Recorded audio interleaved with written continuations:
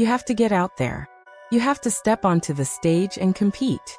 Right now the conversation surrounding women's basketball is exploding because Aaliyah Boston has officially taken something that Angel Reese once held as her own. Boston has taken the crown. The same defensive award Reese captured when the league first launched its inaugural unrivaled season. The same title Reese proudly wore as proof of her dominance on the defensive side of the game. Now the spotlight has shifted. Boston walked into the 2026 season, controlled the paint, anchored her team defensively, and by the time the season reached its and you got two of them double. I got your box, coach. Yeah, I think they Dubs in the mother Jack. Yo, Dave.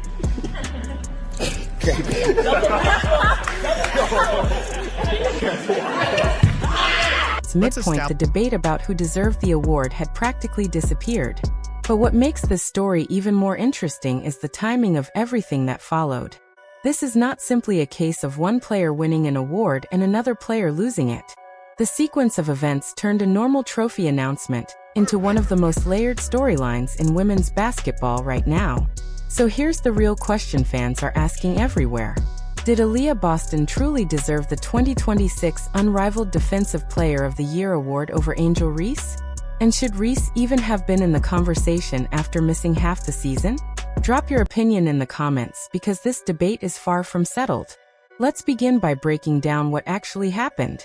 On February 28, 2026, the league officially announced that Aaliyah Boston had been named the Unrivaled Defensive Player of the Year. The award had previously belonged to Angel Reese, who won it in the league's first season in 2025. Reese didn't just win that award quietly either. She embraced it. She built a reputation around it. She made it clear that defense, rebounding, and physical presence were the pillars of her identity as a player. But in 2026, Boston entered the season with a completely different mission. She didn't just compete for the award. She dominated the category so clearly that by the second half of the season the race wasn't even close anymore. Boston's presence on defense changed the identity of her entire team. Opponents entering the paint had to think twice. Every drive to the rim meant facing one of the most disciplined interior defenders in the league. Then something dramatic happened. Just 24 hours after Boston received the Defensive Player of the Year award, news broke that she would miss the unrivaled playoffs because of a lower leg injury. The announcement stunned fans. One day she was being celebrated as the league's most dominant defender. The next day she was ruled out of the postseason entirely. That type of timing makes sports both brutal and fascinating at the same time. Before we talk about what Boston's injury means for the playoff race, we need to understand exactly why she earned the award in the first place. The statistics tell the story clearly. Boston averaged 18.9 points per game and 9.7 rebounds, while helping lead Phantom BC to the best record in the league at 11 wins and only 3 losses. On the defensive side, she led the entire league with 2.1 blocks per game. She also averaged nearly 8 defensive rebounds per game, ranking among the league leaders in that category. But numbers alone do not explain the full impact she had. Phantom BC was one of the worst defensive teams in the league during the 2025 season. 1 year later, they transformed into the second-best defensive team in the entire league, allowing only 66.5 points per game. That type of transformation does not happen by accident. It happens when one player becomes the anchor that everything else is built around. Boston became that anchor. Every opponent understood the challenge when facing Phantom BC. Getting to the rim meant confronting Boston's size, timing, and discipline. Finishing over her was never easy. Many players simply turned away from the basket altogether when they saw her waiting in the paint.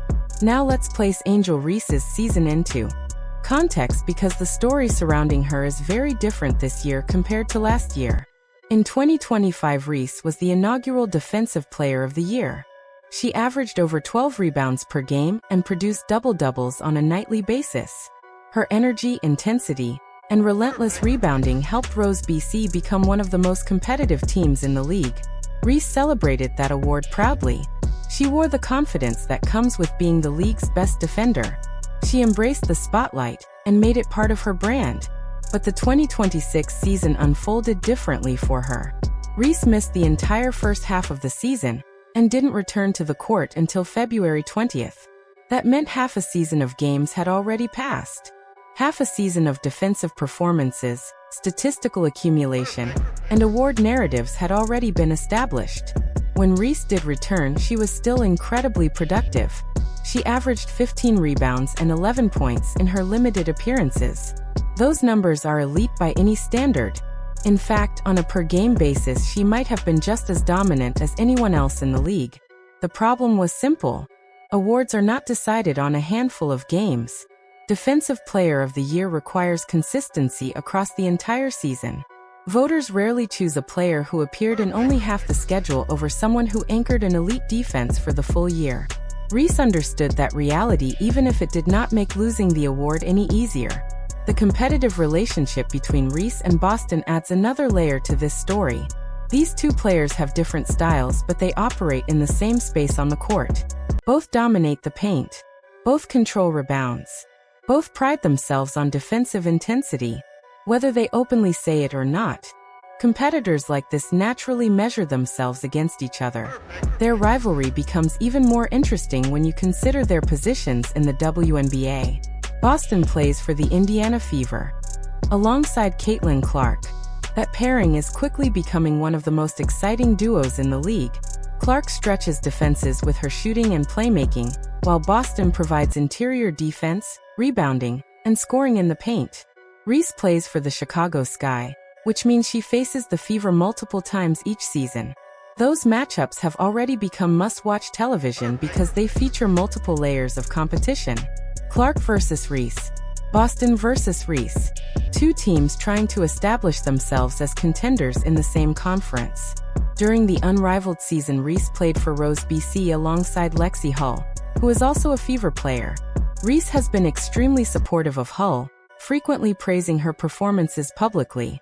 That dynamic adds an interesting twist to the narrative because while Reese is teammates with one Fever player in Unrivaled, another Fever star is the one who just won the defensive award she previously held. The drama didn't stop with the Defensive Player of the Year announcement. When the all-Unrivaled teams were revealed, Boston was placed on the second team rather than the first team. That decision surprised many fans because she had just been named the best defender in the league. The first team selections included stars like Paige Bueckers and Chelsea Gray. Fans quickly began debating whether the league had undervalued Boston's overall impact. How could the Defensive Player of the Year not be considered one of the top 5 players overall? That debate spread quickly across social media. Then Boston's injury news changed everything. With the league's best defender suddenly out of the playoffs, the entire championship race opened up. Phantom BC lost their defensive anchor, their leading scorer, and their most reliable rebounder all at once. That absence creates opportunity for other teams. The Unrivaled Championship carries a $600,000 prize pool that the winning team splits among players. With